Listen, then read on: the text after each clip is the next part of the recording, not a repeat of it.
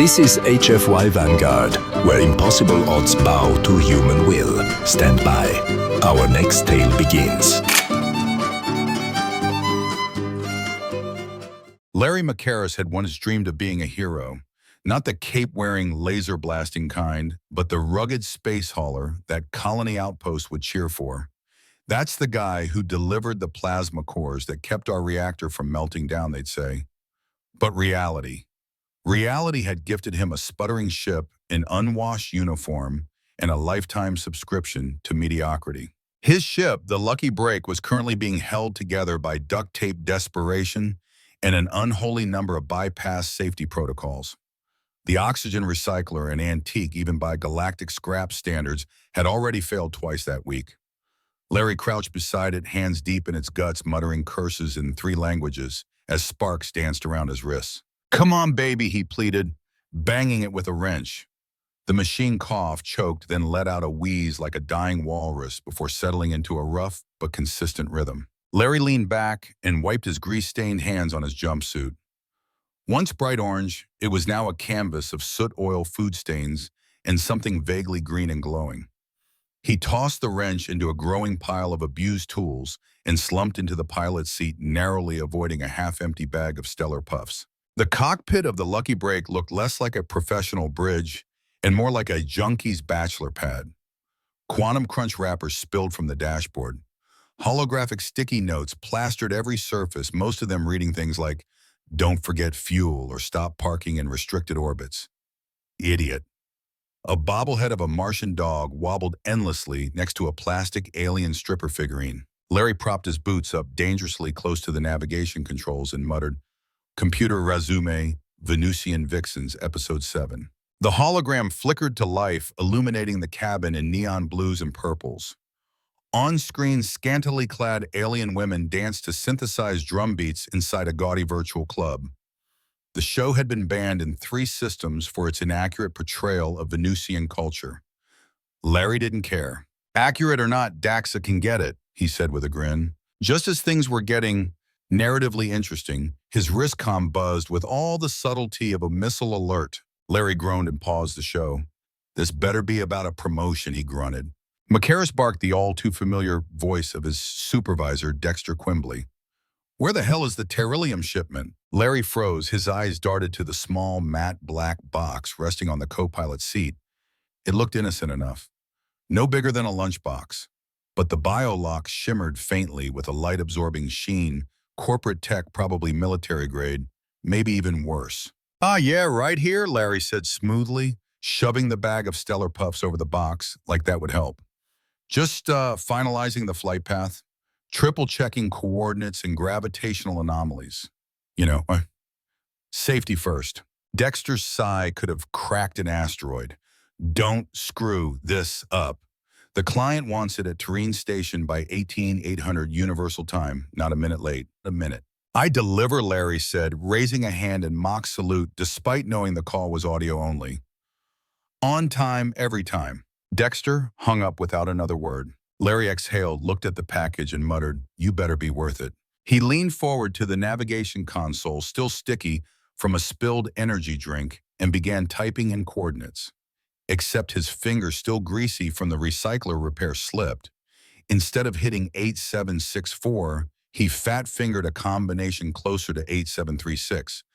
The AI chirped pleasantly, "Coordinates accepted. Preparing for hyperspace jump in 30 seconds. "Wait, what?" Larry squinted at the screen. "That's not— Oh, screw it." Rather than retype the coordinates, he reached for his snack and said, "Computer resume, Venusian Vixens. We've got time." The ship shuddered as the hyperdrive spun up. Outside the viewport, stars twisted into streaming lights. Larry reclined, popping open a fresh bag of Stellar Puffs. "Cheers to professionalism," he said, munching loudly. 15 minutes later, the Lucky Break dropped out of hyperspace like a brick through a windshield. Larry, mid-chew, was thrown forward into his dashboard. "What was that, the brakes, or did we hit a moon?" He coughed, brushing crumbs off his face. He looked out the window. What he saw wasn't Terrene Station. Instead, a massive purple and gold planet loomed below, ringed with 3 small moons that shimmered like polished marbles. It wasn't just unfamiliar. It was unlisted, not on any shipping route, not on any of the 12 navigation maps he kept for emergencies.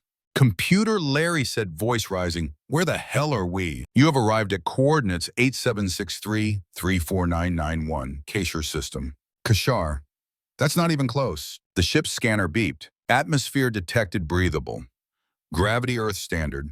Scans indicate advanced structures. Scanning for landing zones. Larry checked the chronometer. 3 hours left to make the delivery. Maybe if he turned around now, he could still. Warning, external tractor beam detected. Auto override initiated. What? No, no, no, no, no, Larry shouted, grabbing the controls. Manual override, full reverse abort. Unable to comply, the AI chimed happily. You are being welcomed. As the ship was dragged downward through thick golden clouds, Larry could only stare in horrified awe at the city forming beneath him. Towering spires of black crystal interspersed with energy bridges. Giant statues of alien gods. A massive central temple, ominous, beautiful, terrifying. And in its center, a pillar, a figure chained to it. Larry leaned forward. The figure was a woman, tall, muscular, alien, violet skin glowing faintly against the dark stone, silver hair like molten mercury, and though he couldn't explain it, she looked straight at him. The ship slammed onto the black stone plaza with the grace of a falling refrigerator. Larry gripped the console as the Lucky Break groaned in protest. Landing gear deployed at the last second. The whole vessel shook, rattled, and finally went still. Landing complete, chirped the ship's AI. Atmosphere 78% nitrogen, 21% oxygen, trace elements within acceptable parameters. External temperature 24 degrees. Local time dusk. At least I won't suffocate, Larry muttered, pushing himself out of his seat. He grabbed his universal translator, an older model that had survived a knife fight, a plasma leak, and 2 breakups, and slipped it into his belt. Next came his multi-tool, his single most trusted possession. And finally, the matte black package for Dr. Helix. Whatever was happening here, he wasn't leaving it unattended. The external cameras showed a gathering crowd. Dozens, no hundreds of humanoid figures stood in rows around the plaza, watching silently. Tall and regal, draped in flowing robes of purple and gold, their skin tones varied from alabaster to deep oak. None of them looked particularly human. Well, Larry muttered, slinging the package over his shoulder, just another Tuesday. With a deep breath, he lowered the ship's ramp. The air hit him instantly, warm and electric, like the atmosphere after a lightning storm. Spiced, unfamiliar, ancient. The crowd didn't move. They simply parted respectfully as Larry descended, eyes locked on him. Their gazes were not hostile, not yet, just observant, curious. But Larry wasn't curious about them. His eyes were drawn to the center of the plaza toward that massive pillar.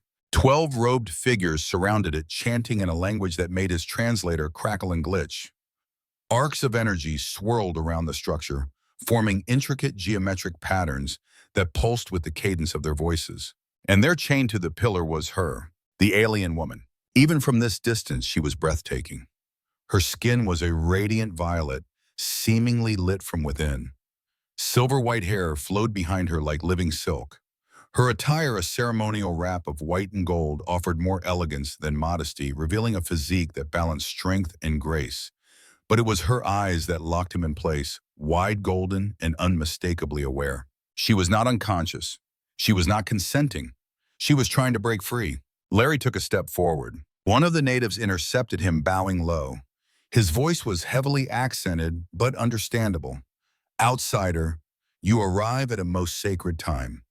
The ascension of Judy Dianabis approaches. Judy, Larry blinked. That's her name. The native looked confused. Daughter of House Anubis. She shall become the vessel for Mother Quant. It is the highest honor.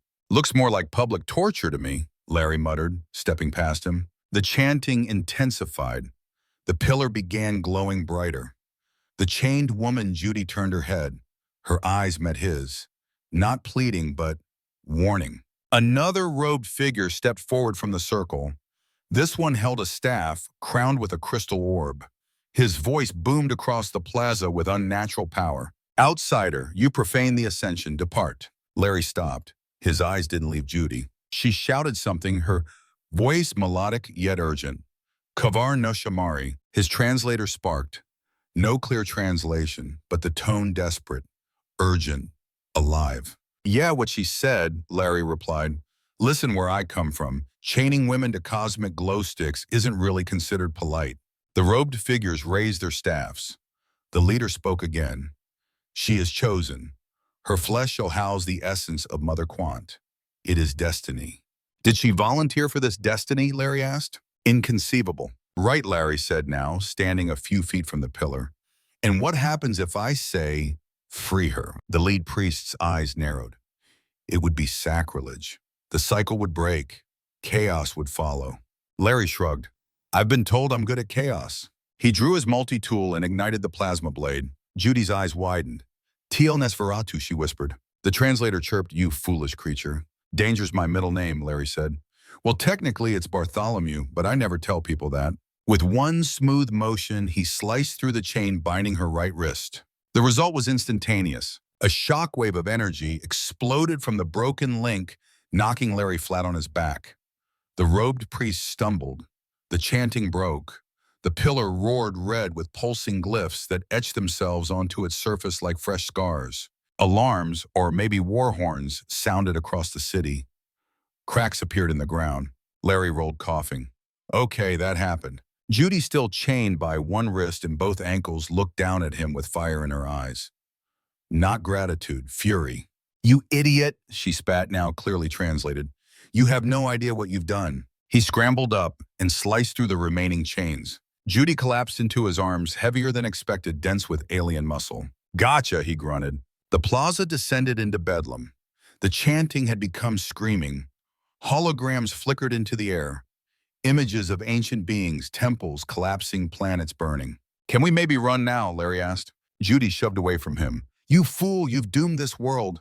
Pretty sure I saved you. You interrupted the Ascension. The Guardian fleets will activate. They'll wipe this place out. Say what now? She pointed skyward. Larry followed her gaze.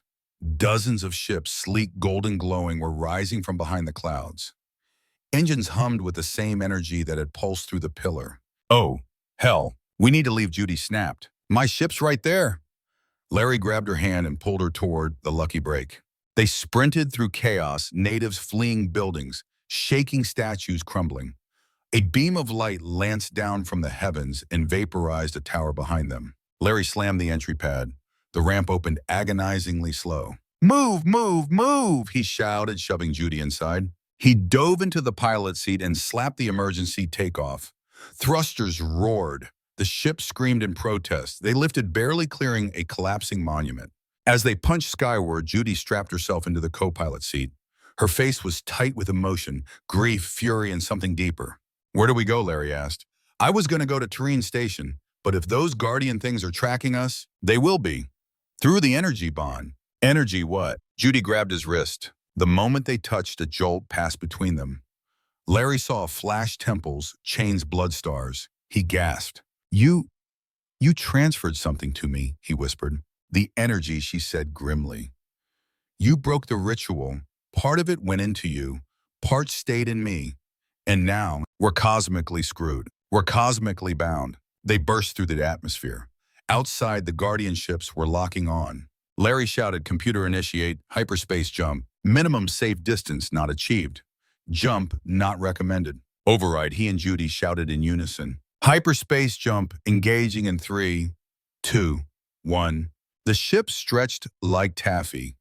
The stars became lines, and the lucky break disappeared into the void. The lucky break screamed through hyperspace like it had something to prove and no self-preservation instinct whatsoever.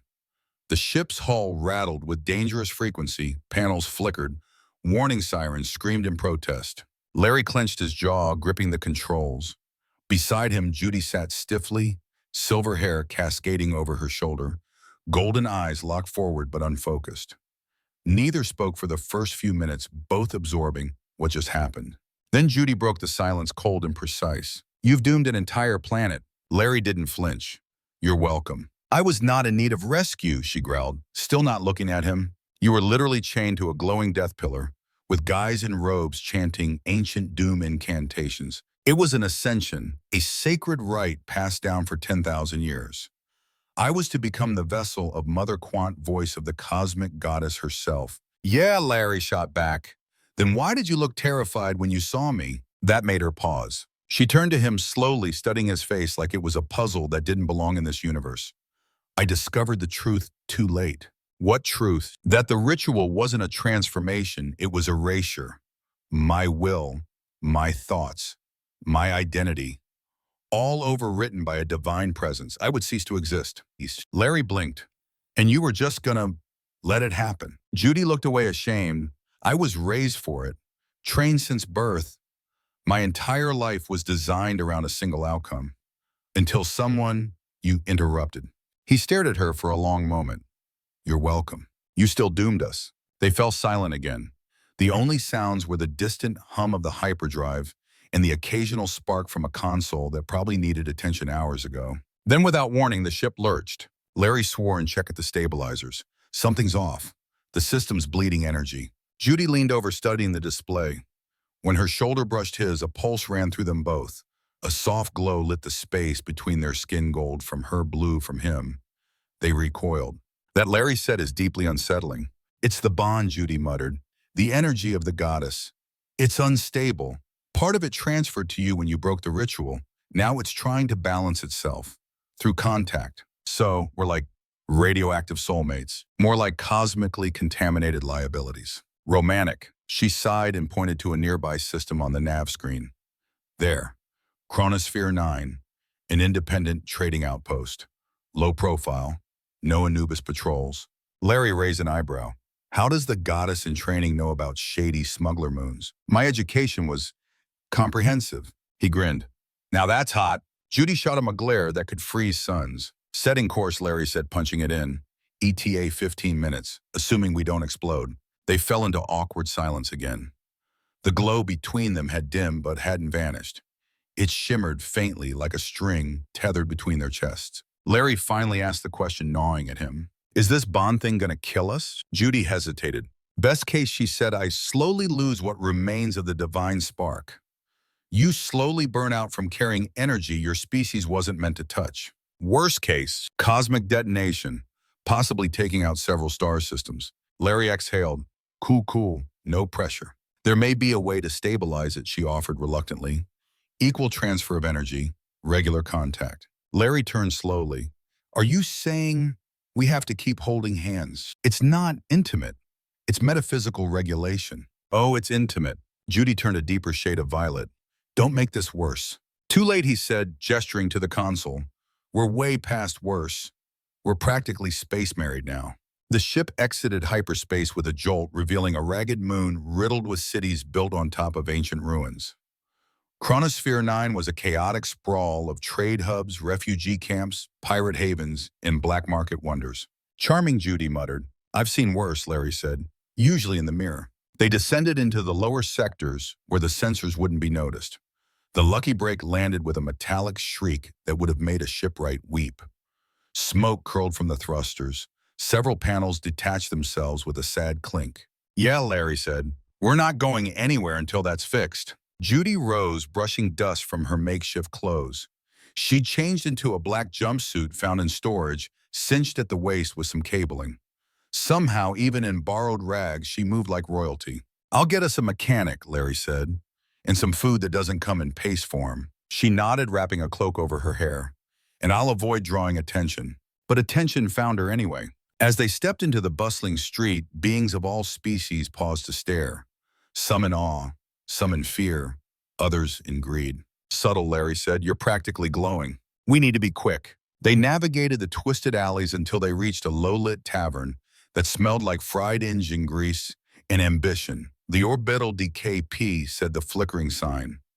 The kind of place where eyes stayed to themselves and questions cost extra.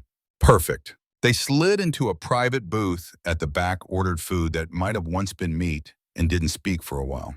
Then Judy finally said, there may be answers. The original Temple of Quant, the central archive. If I can access it, I might find a way to undo the bond, or control it. Larry's eyes narrowed. Where? She hesitated. Koshar Anubis. He almost choked. The planet we just fled. The one about to be leveled by Guardian fleets, that Kashar. She nodded. The core knowledge is there. It's the only place. Larry leaned back, eyes wide. So let me get this straight. We go back into the death zone, sneak into an ancient temple, and maybe find a fix to stop us from exploding into cosmic confetti. Yes, Larry grinned. Sounds like a terrible idea. I'm in. Before she could respond, a shadow loomed over their table. A tall, wiry figure in a long captain's coat slid into the booth beside them. Cybernetic implants glinted along his jawline.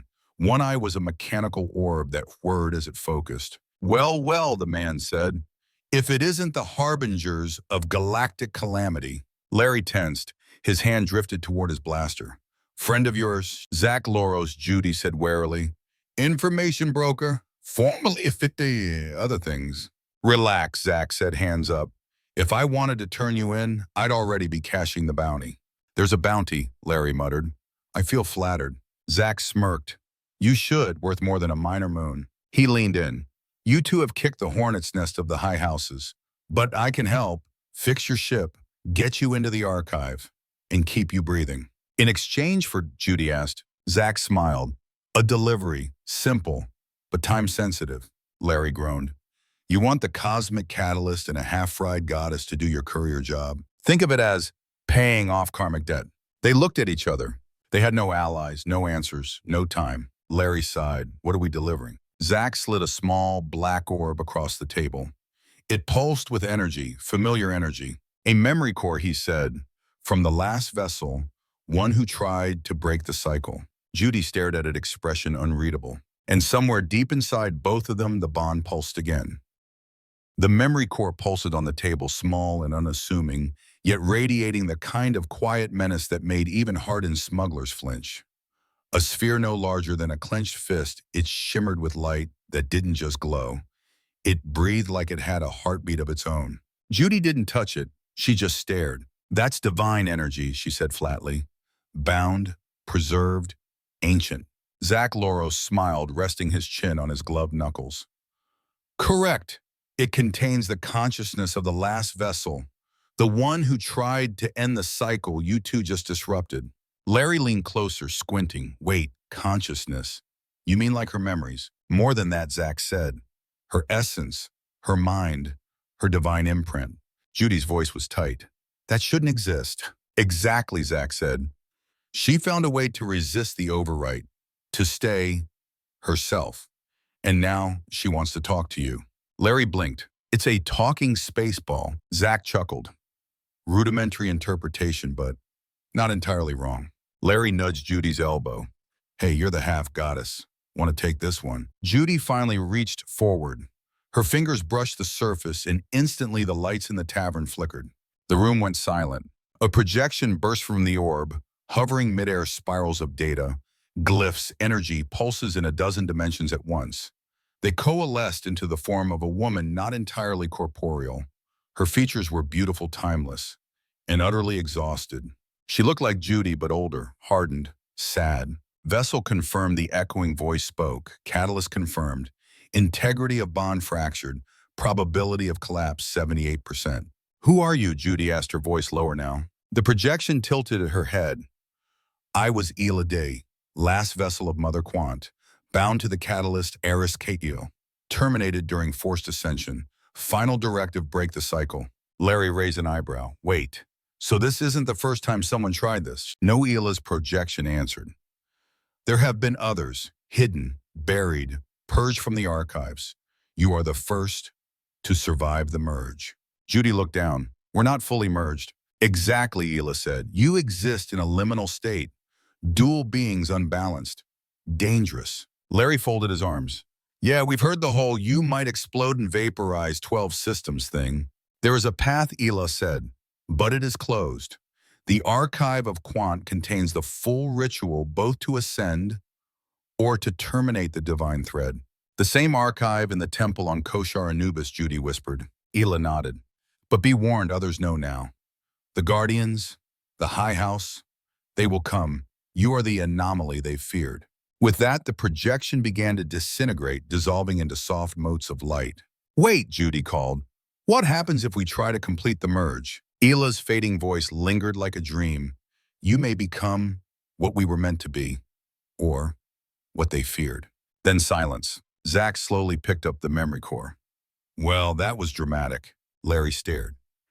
You've been sitting on a literal divine consciousness and thought now was the time to bring it up. I like timing, Zach said with a grin. In drama. Besides, you weren't ready before. Still not sure I'm ready now, Larry muttered. Judy, meanwhile, had gone quiet, eyes narrowed in deep thought. Her fingers clenched. They've rewritten history, she said. The first Mother Quant wasn't meant to be a singularity. She was a duality, two minds. Vessel and catalyst joined. That's the original design. Zach nodded. But the High House learned how to corrupt it. Eliminate the catalyst, channel all power into a single vessel, and control the divine spark. Turning Godhood into a weapon, Judy said, voice bitter. Exactly, Zach said. You two, you've reignited the original path. And now the House of Anubis will do anything to stop it. Larry sighed, pushing back from the table. So let me get this straight. Our options are 1, complete the merge and maybe become walking in divine batteries. 2, destroy the divine spark and collapse cosmic order. Or 3, die. Pretty much, Zach said. Oh, and option 4. Let me guess, Larry interrupted. Run. Zach smiled. Smart boy. But running won't fix the bond, Judy said quietly. No, Zach agreed. Only the archive will. Judy stood. Then we go to Koshar. Larry blinked.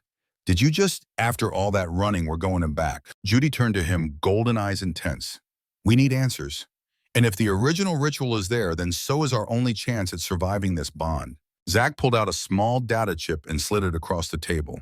Encrypted flight path, temple entrance protocols. I pulled some strings. You'll still have to sneak past a few fleets, though. Larry picked it up, sliding it into his wrist console. Sneaking's my specialty. Crashing is your specialty, Judy corrected. You say tomato. Zach stood. I'll keep heat off your tail for as long as I can. But you two, you're not just carrying divine residue anymore. You're carrying the future or the end of a system older than most galaxies. No pressure then, Larry muttered. Pressure makes diamonds, Zach said, flashing a grin. Or black holes. Let's find out which you are. They left the tavern that night under the cover of swirling dust storms and neon shadows. As they boarded the Lucky Break, the memory core now secured in a lead-lined box, Larry turned to Judy. You okay? She didn't answer immediately. Then softly, she looked like me. Larry nodded. She sounded tired. She was me, in a timeline that got erased. Larry hesitated. You don't have to be her. You're still you. She looked at him. Am I? Then she stepped into the ship without another word. As Larry sealed the ramp, he felt the bond between them pulse again. Not violently, not painfully, just present. They were no longer passengers in someone else's prophecy. They were rewriting it. Together. Space shimmered like bruised silk as the Lucky Break coasted along the edge of a pulsar storm, following the encrypted route Zach had provided. The ship creaked under the strain of holding its course. Larry's hands white-knuckled on the controls. Judy silent beside him, her eyes scanning sensor readouts like a hunter watching for prey. Kosher Anubis loomed ahead. The planet glowed like a dying ember in the dark gold-veined mountains. Violet mist storms and orbiting debris fields still flickering from the planetary bombardment that had followed their escape. High House fleets had cleansed the surrounding area with surgical precision, but the central temple complex, protected by its ancient shielding, remained intact. Barely. Last chance to turn around, Larry said, voice lighter than he felt. No, Judy said, not looking at him. I was born there, indoctrinated there, lied to in every sacred hall. If there's a way to break this cycle, it's where it started. Larry nodded. All right, in and out, no dramatics. The moment he said it, a proximity alarm screamed. Unidentified energy, spike rear quadrant, the AI barked. Of course, Larry groaned, already diving the ship downward. A crimson beam shot past them, barely missing their aft engine. The shockwave shook the hull. Judy cursed. They've tracked us. Zach said this route was clean. He lied. Larry muttered something unprintable and yanked hard on the controls. Okay, Plan B, manual re-entry. Plan B was death. Welcome to Plan C. He tilted the Lucky Break into a near vertical dive, skimming the upper atmosphere of Koshar Anubis. The ship howled in protest. Flames licked across the exterior as plasma shields struggled to hold. Judy gritted her teeth, gripping her seat.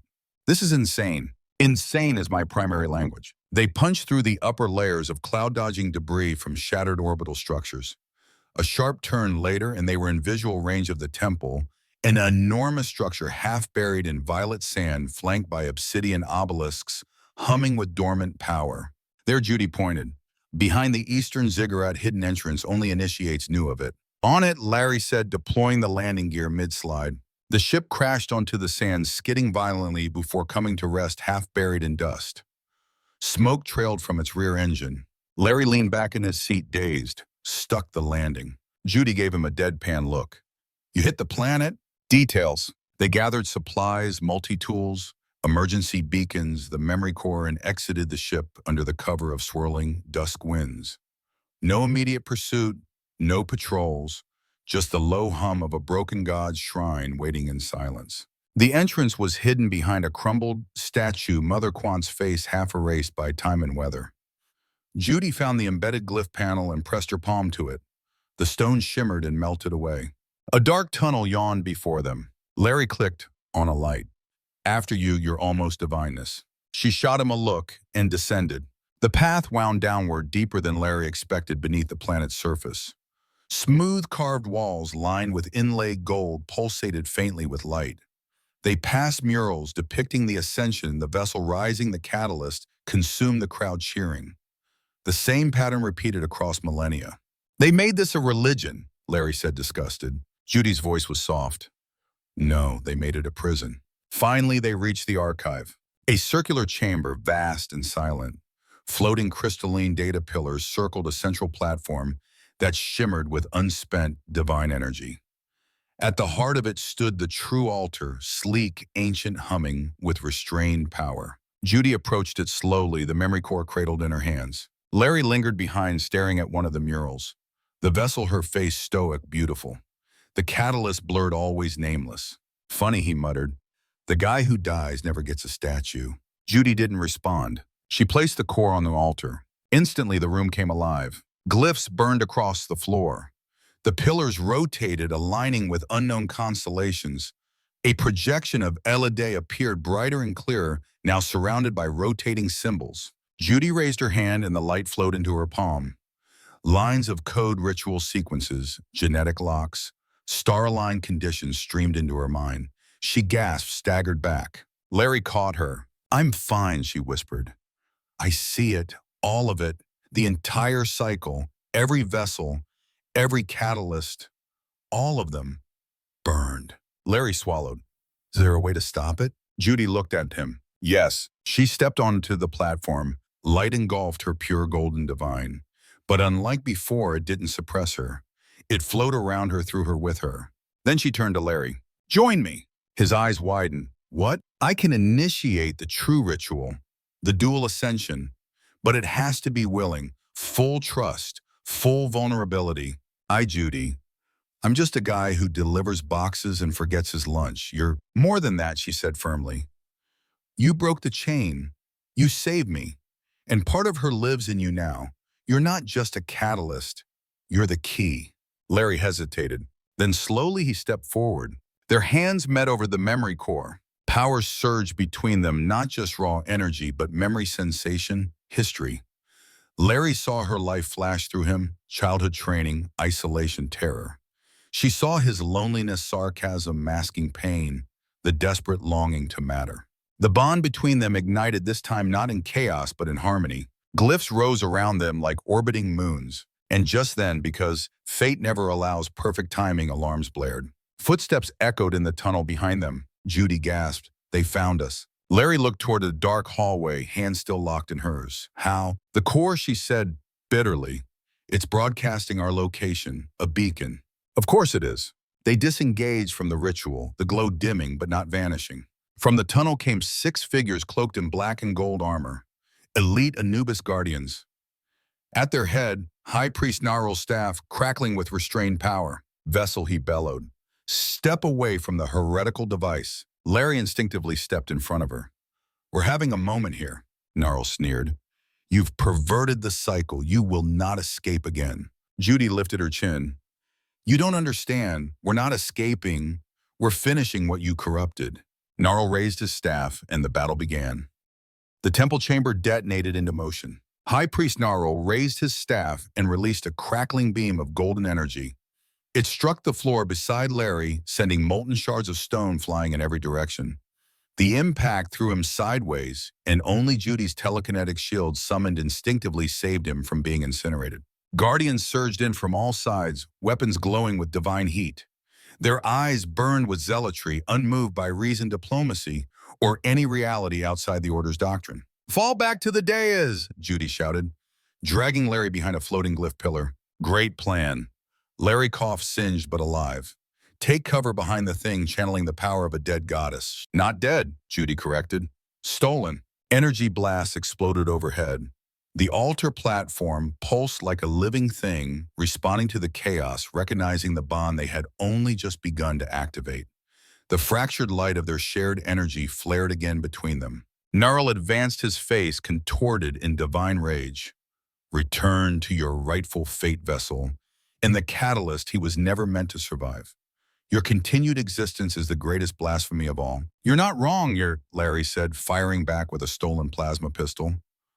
"I blaspheme things all the time, like boxed wine and subscription shampoo." Judy stared at him.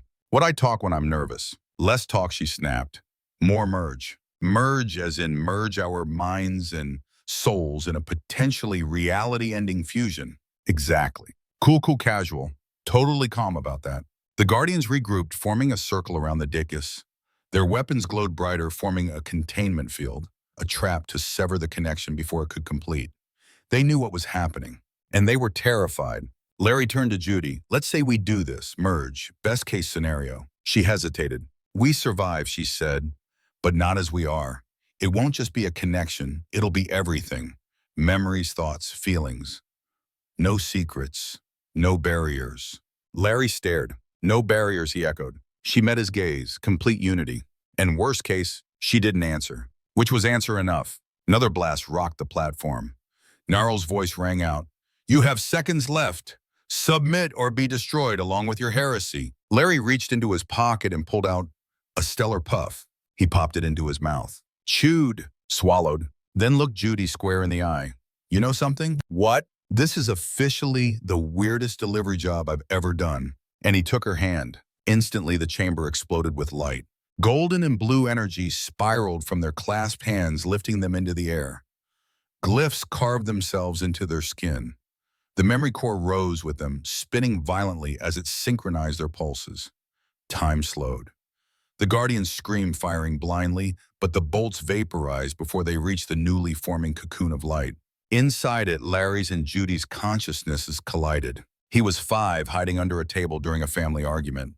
His father never looked at him the same after he dropped out of flight school. She was 7, reciting sacred verses to statues of gods she never believed in, but feared more than anything. He kissed a girl once on EO during a job that went wrong.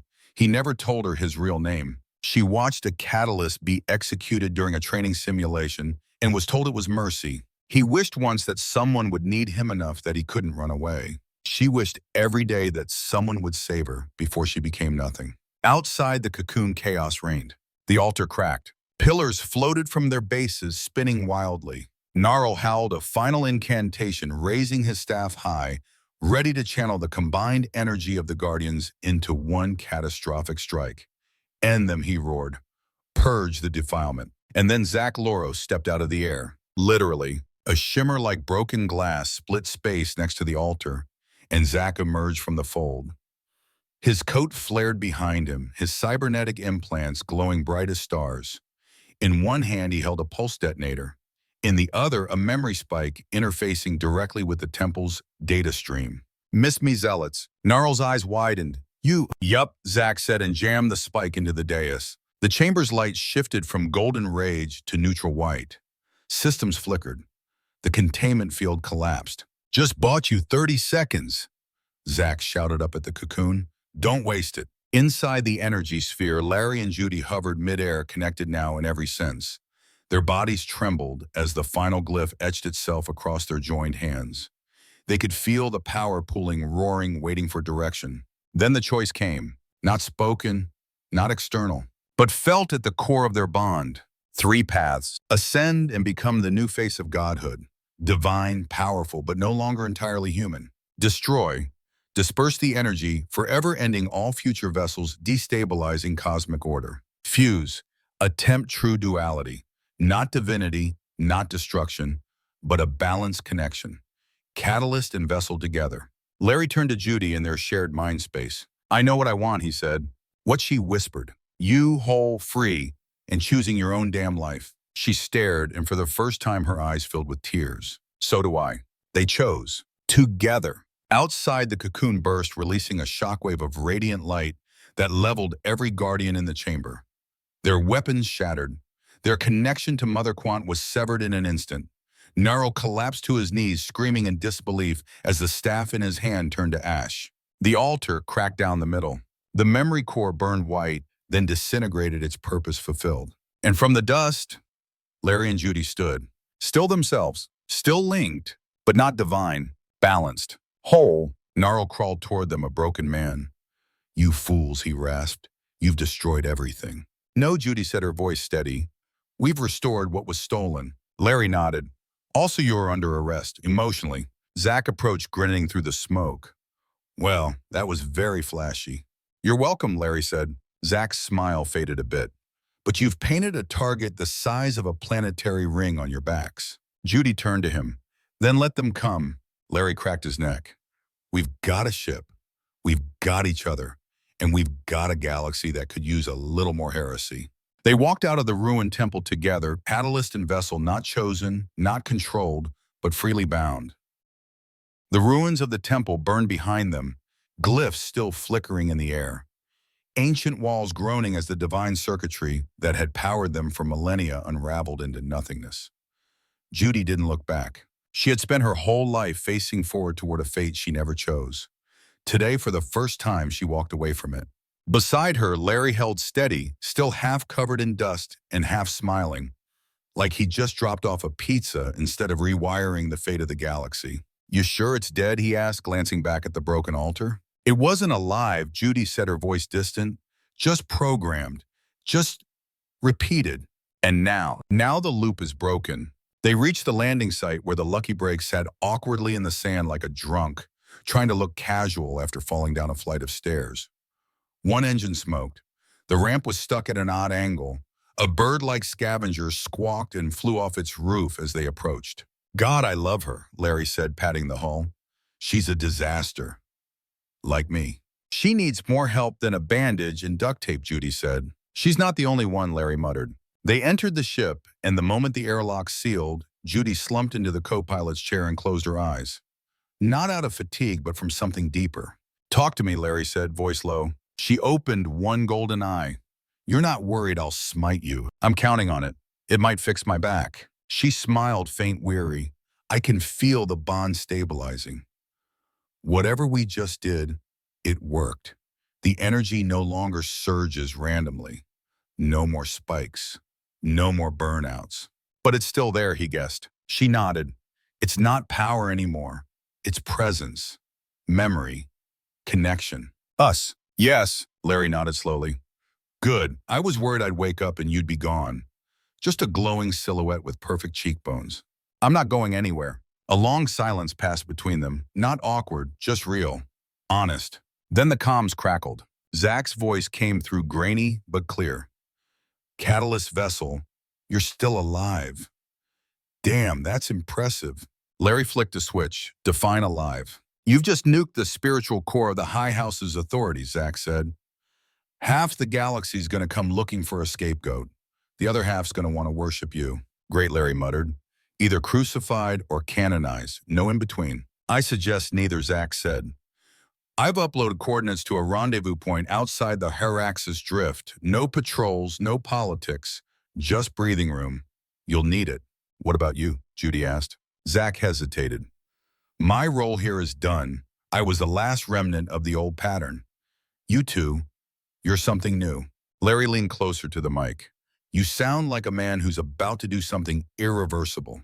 Maybe I am, Zach said. Maybe I've earned it. Safe travels, you two. Whatever happens next, don't repeat what came before. The transmission cut off. Static, then silence. Judy exhaled slowly. He's going to erase himself. Larry looked at her. Zack was a catalyst, once she said. He was never supposed to survive. Maybe this was always his plan, to give someone else the ending he never had. Larry rested a hand on the dashboard. We owe him one. No, Judy corrected. We owe ourselves. This story's ours now. The ship rumbled as Larry activated the thrusters. Sensors blared residual divine energy, still clung to their ship's hull like spiritual static, throwing off half the instruments.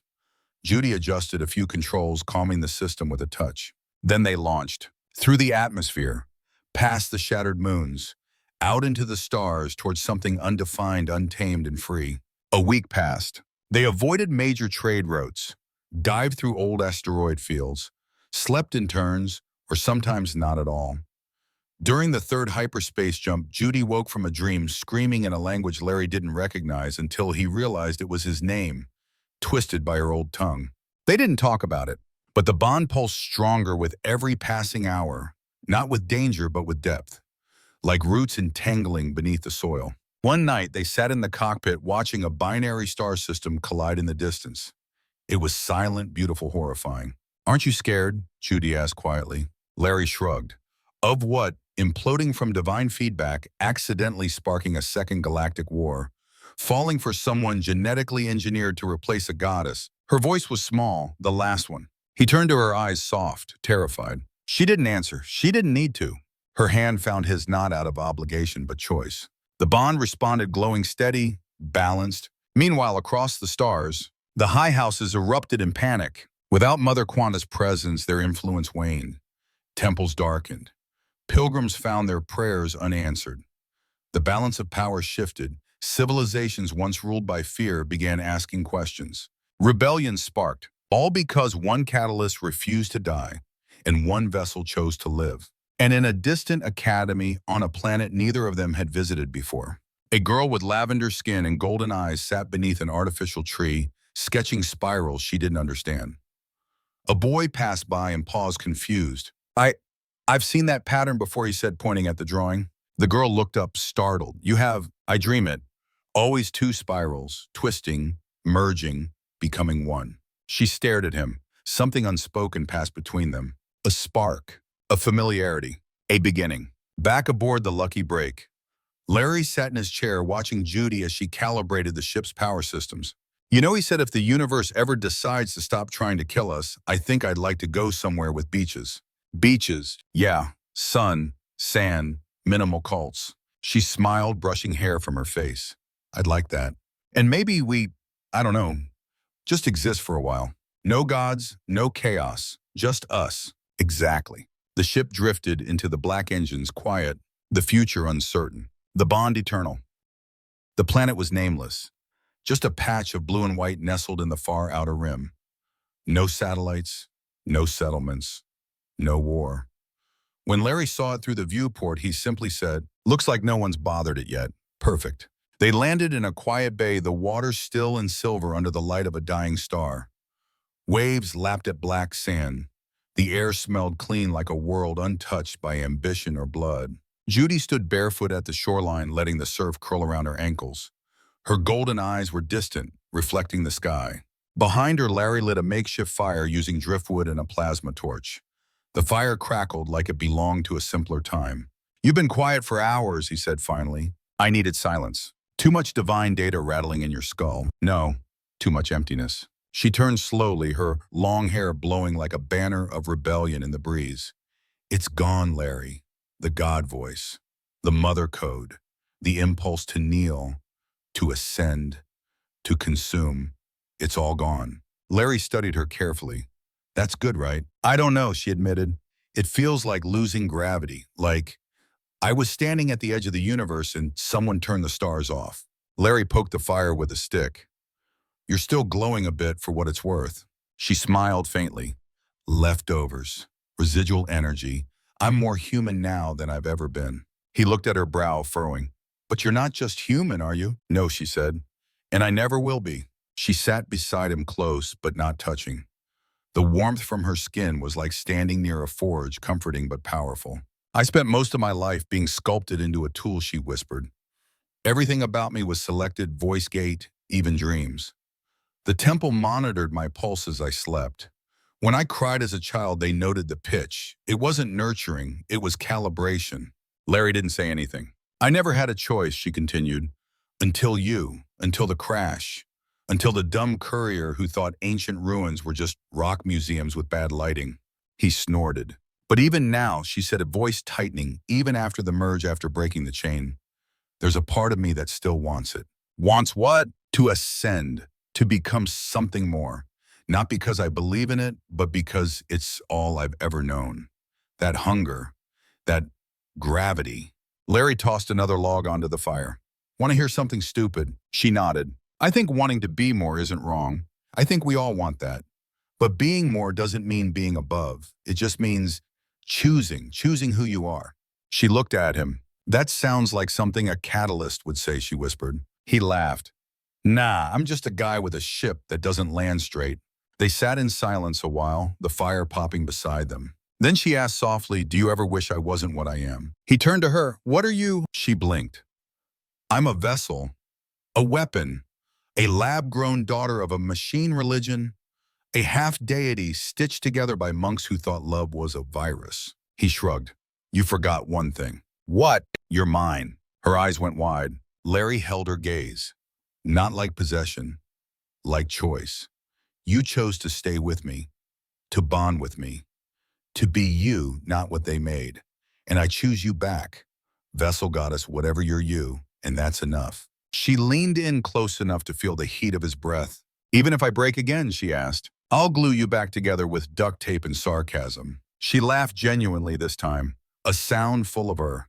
And then she kissed him. It wasn't a divine, glowing, soul-merging kiss. It was a human kiss. Raw, real, perfect. Later, lying beside him beneath a salvaged thermal blanket under the alien stars, she whispered, I dreamed once that I would become a god. Larry murmured sleepily.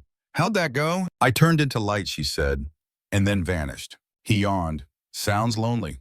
It was. She reached for his hand, interlocked their fingers. I don't want to vanish. Then don't. I want to be seen, she said, as I am. He squeezed her hand.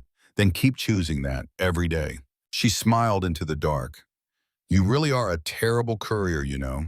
I forgot to deliver a pizza once. Whole colony rioted. She chuckled, and for the first time, no divine spark flared when she laughed. No glowing runes, no cosmic tremors. Just Judy, a girl, a warrior, a survivor, a person far above them in a derelict monitoring station drifting through neutral space. An old automaton flickered back to life. Its single lens glowed. Anomaly confirmed. Dual template achieved. Cycle corrupted. Begin protocol observation. Then it powered down again. Waiting. Watching. Freedom, as it turned out, wasn't free. It cost you sleep. It cost you quiet. And if you were a certain vessel catalyst pair who blew up a pseudo-goddess religion, it definitely cost you anonymity. The lucky break drifted near a comet tail when the first bounty ping hit the system. Larry was halfway through brushing his teeth with rehydrated mint gel when the ship's AI calmly stated, new bounty uploaded to GuildNet.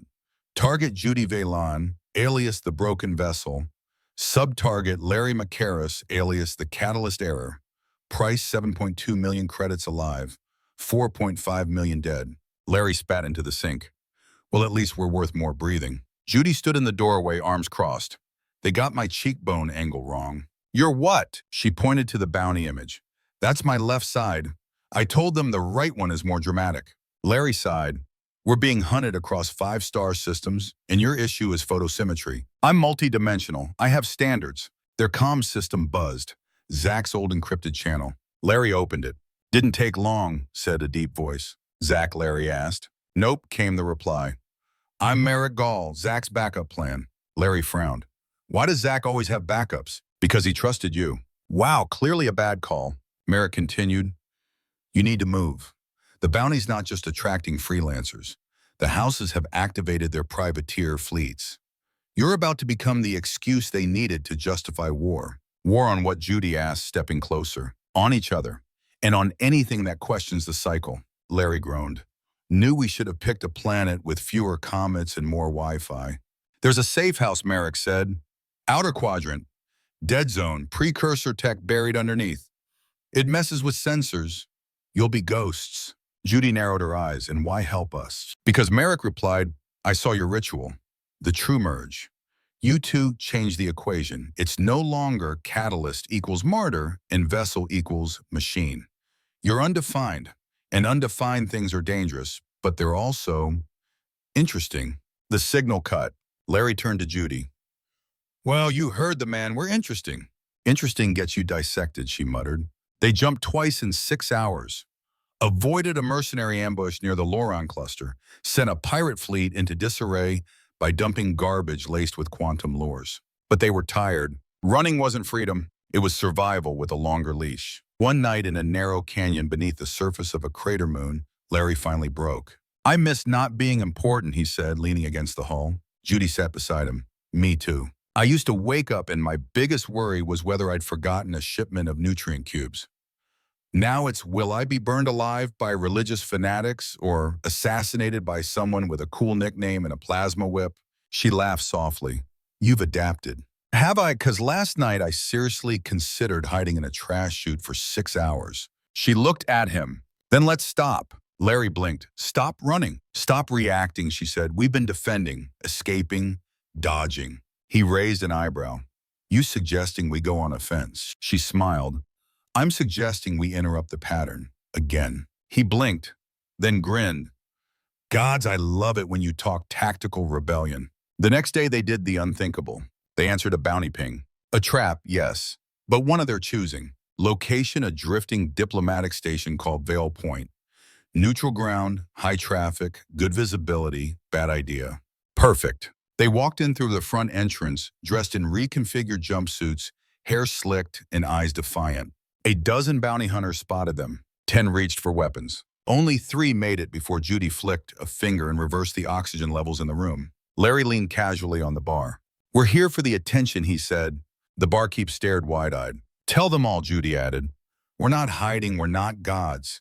We're just 2 people who refuse to play by ancient rules written in blood and binary. Larry raised his drink. Come talk. Or come try. Either way, we're done running. And just like that, the galaxy changed again. Back in deep space, ships paused. Pirate captains watched the footage. Scholars whispered of it. Children on colony worlds reenacted it in play.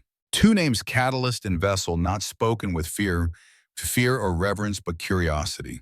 The old scripts couldn't process them. And the houses, they screamed, they roared, they plotted. But for the first time in generations, they hesitated.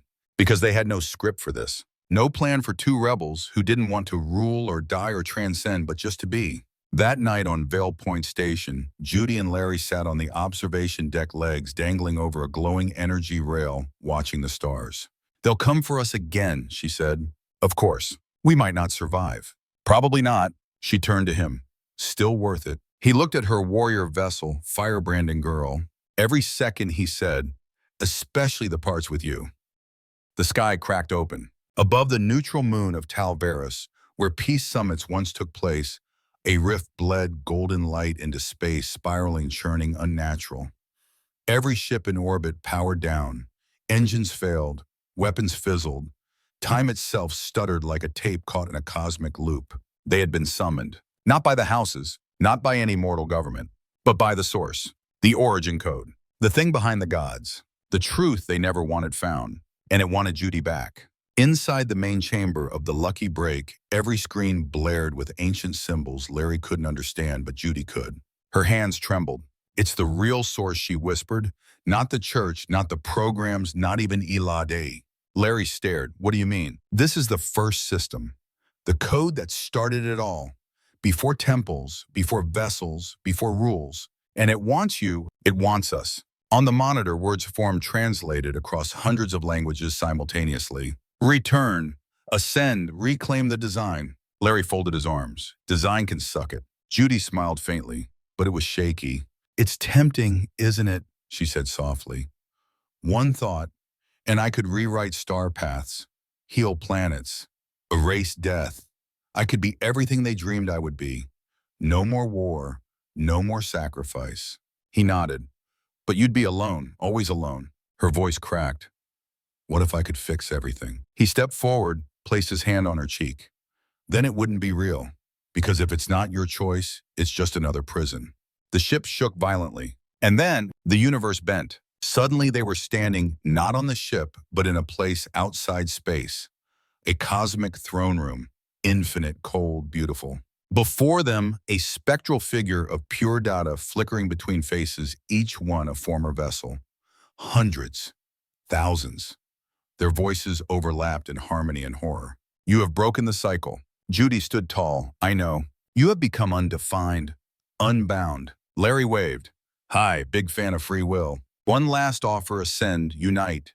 Become us, rule the stars, end the chaos. Judy turned to Larry. This was the moment. She could take the throne, erase war, rewrite reality, transcend. But she didn't. She reached for his hand. And together they said, no. The figure blinked, then hissed. You refuse perfection. Larry shrugged. Yeah, we like our flaws. They make great jokes. You choose mortality, chaos, pain. Judy's voice was firm. I choose freedom. The throne dissolved. The stars behind it crumbled. And for a moment, all of reality threatened to collapse with it. But then something happened. The code rewrote itself, not by command, but by example. In every corner of the galaxy, a girl praying for peace felt her own voice echo louder than the gods. A mercenary hunting for credits chose to let his bounty go. A pilot in a collapsing shuttle screamed only to find the controls working again. Choice rippled like music. Not divinity, not destiny, but human, purely defiantly human. Back on the ship, Judy collapsed into Larry's arms as they snapped back into reality. You okay, he whispered. She nodded. It's gone, all of it. The code, the bond, the pressure. She looked up at him. I'm just me now. Larry grinned. About damn time. Weeks passed. No more bounty hunters came. No more temples called. The houses tried to spin a new myth, but it didn't stick. Because people had seen something better. A vessel who said no. A catalyst who didn't burn. A love story, not a sacrifice. On a quiet world orbiting a red dwarf, the Lucky Break rested under a canopy of glowing trees. Larry fixed a generator. Judy brewed tea. They didn't need to be symbols. They didn't need to be gods. They were legends, sure. But more importantly, they were free. Together. The end. Or maybe just the beginning.